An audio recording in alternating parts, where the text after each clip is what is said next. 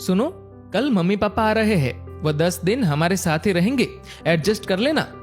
मयंक ने स्वाति को बेड पर लेटते हुए कहा। स्वाति जवाब में बोली, कोई बात नहीं, आने दीजिए, अब की बार शिकायत का कोई मौका नहीं मिलेगा। रात काफी हो चुकी थी। स्वाति ने लाइट बंद कर दी और दोनों सो गए। सुबह जब मयंक की आंख खुली तो स्वाति बिस्तर पर नहीं थी। वो इधर उधर देख ही रहा था कि इतनी देर में स्वाति ने गर्मा गर्म चाय की प्याली मयंक के आगे कर दी और कहा, चाय ले लो। मयंक बोला, अरे तुमने आज इतनी जल्दी नहा लिया? हाँ, तुमने रात को बताया था कि आज मम्मी पापा आने वाले हैं, तो सोचा घर की थोड़ी साफ सफाई कर लूं। स्वाति ने चाय की चुस्की लेते हुए कहा, वैसे किस वक्त आ जाएंगे मम्मी पापा? मयंक बोला, दोपहर वाली गाड़ी से पहुंचेंगे, 4 तो बज ही जाएंगे। स्वाति, देखना कहीं पिछली बार की तरह। मयंक बात पूरी करता उससे पहले ही स्वाति बोली, नहीं नहीं, पिछली बार जैसा कुछ भी नहीं होगा, और उठकर रसोई की तरफ बढ़ गई। मयंक भी नहाने के लिए बाथरूम की तरफ बढ़ गया। नाश्ता करने के बाद मयंक ने स्वाति से पूछा, तुम तैयार नहीं हुई? क्या बात, आज स्कूल की छुट्टी है? नहीं, आज तुम निकलो, मैं ऑटो से पहुंच जाऊंगी, थोड़ा लेट निकलूंगी। स्वाति ने लंच बॉक्स थमाते हुए मयंक को कहा।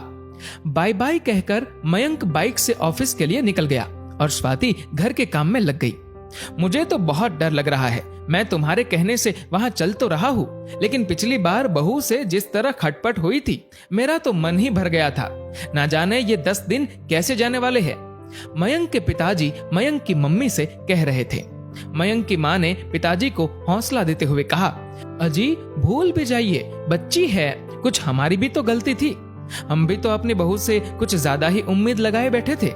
उन बातों को साल भर बीत गया है, क्या पता कुछ बदलाव आ गया हो।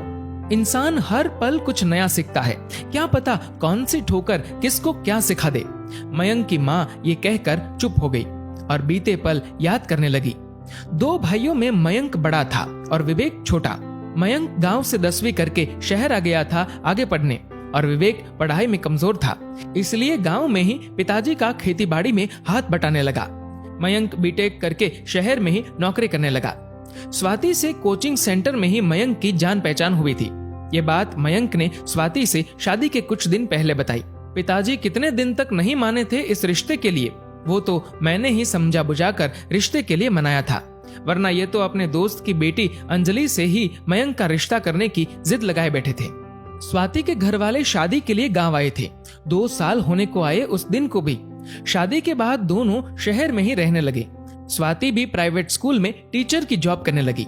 पिछली बार जब गांव से आए थे तो मन में बड़ी उमंगे थी, पर 7-8 दिन में ही बहू के तेवर और बेटे की बेबसी के चलते जल्दी गांव वापस जाना पड़ा था। कई बार मयंक को फोन करके बोला भी कि बेटा गांव आजा मिलने, पर वो हर बार कह देता, माँ छुट्टी ही नहीं मिलती, कैसे आऊं। लेकिन मैं ठहरी एक माँ, आखिर माँ का तो मन करता है ना अपने बच्चे से मिलने का। बहू चाहे कैसा भी बर्ताव करे, काट लेंगे किसी तरह ये 10 दिन, पर बच्चे को जी भर कर देख तो लेंगे।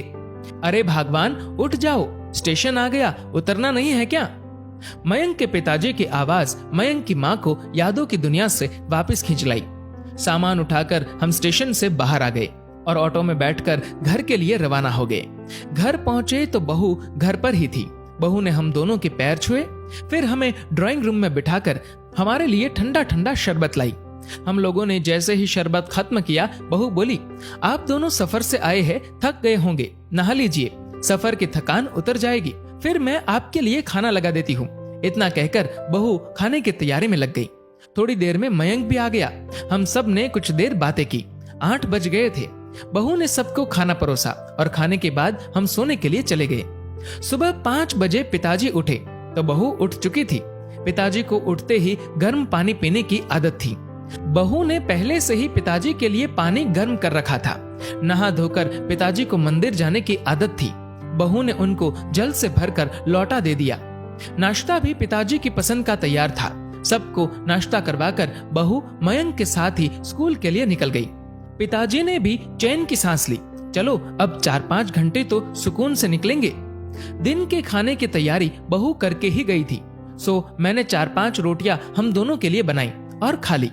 स्कूल से आते ही बहू फिर से रसोई में घुस गई और हम दोनों के लिए चाय बना लाई। शाम में बहू हम दोनों को पास वाले पार्क में ले गई। वहां उसने हमारा परिचय वहां बैठे बुजुर्गों से करवाया। वो अपनी सहेलियों से बात करने लगी और हम अपने नए परिचितों से परिचय में व्यस्त हो गए। शाम के 7 बज चुके थे। हम घर वापस आ गए। मयंक भी थोड़ी देर में अपने काम से वापस लौट आया। हम सब ने एक साथ खाना खाया और फिर खूब सारी बातें की। बहू भी हमारी बातों में खूब दिलचस्पी ले रही थी। थोड़ी देर बाद सब सोने चले गए। अगले दिन रविवार था। बहू, मयंक और हम दोनों चिड़ियाघर देखने गए। हमारे लिए ताज्जुब की बात यह थी कि प्रोग्राम बहू ने बनाया था। बहू ने हमें खूब अच्छे से चिड़ियाघर दिखाया और शाम को इंडिया गेट की सैर भी करवाई। आखिर कल जब विवेक का फोन आया कि फसल तैयार हो गई है और काटने के लिए तैयार है, तो हमें अगले ही दिन गांव वापसी का प्रोग्राम बनाना पड़ा।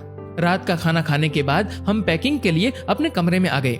पैकिंग करने के बाद हम सोने ही वाले थे कि इतनी देर में बहू हमारे कमरे में आ गई। बहू की आंखों से आंसू बह रहे थे। मैंने पूछा, क्या बात है बहू, रो क्यों रही हो?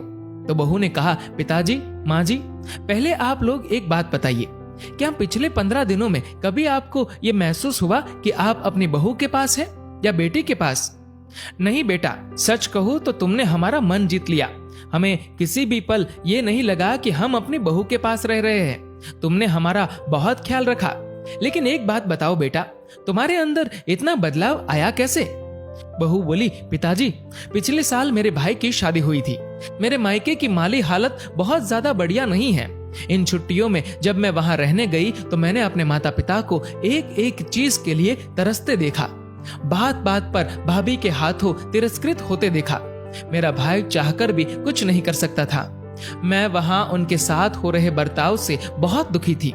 उस वक्त मुझे अपनी करनी याद आ रही थी कि किस तरह का सलूक मैंने आप दोनों के साथ किया था। किसी ने ये बात सच ही कही है कि जैसा बोओगे वैसा काटोगे। मैं अपने माँ बाप का भविष्य तो नहीं बदल सकती, लेकिन खुद को बदलकर मैं ये उम्मीद तो अपने आप में जगा ही सकती हूँ कि कभी मेरी भाभी में भी बदलाव आएगा और मेरे मम्मी पापा भी सुखी होंगे। बहू की बात सुनकर मेरी आंखें भर आई। मैंने बहू को कस कर गले लगा लिया। हाँ बेटा, एक दिन अवश्य ऐसा होगा। ठोकर सबको लगती है, लेकिन संभलता कोई कोई ही है। लेकिन हम दुआ करेंगे कि तुम्हारी भाभी भी संभल जाए। बहू अब भी रोए जा रही थी। उसके आंखों से जो आंसू गिर रहे थे वो शायद उसकी पिछली गलतियों के प्रायश्चित के आंसू थे। दोस्तों, इस वीडियो को लेकर आपकी क्या राय है, नीचे कमेंट करके जरूर बताएगा। और अगर आपको ये वीडियो अच्छा लगा हो तो इस वीडियो को लाइक करेगा, ज्यादा से ज्यादा लोगों तक शेयर करेगा और ऐसे ही और भी इंस्पिरेशनल वीडियोस के लिए सब्सक्राइब करें हमारे यूट्यूब चैनल को और फेसबुक पर फॉलो करें हमारे पेज को। धन्यवाद।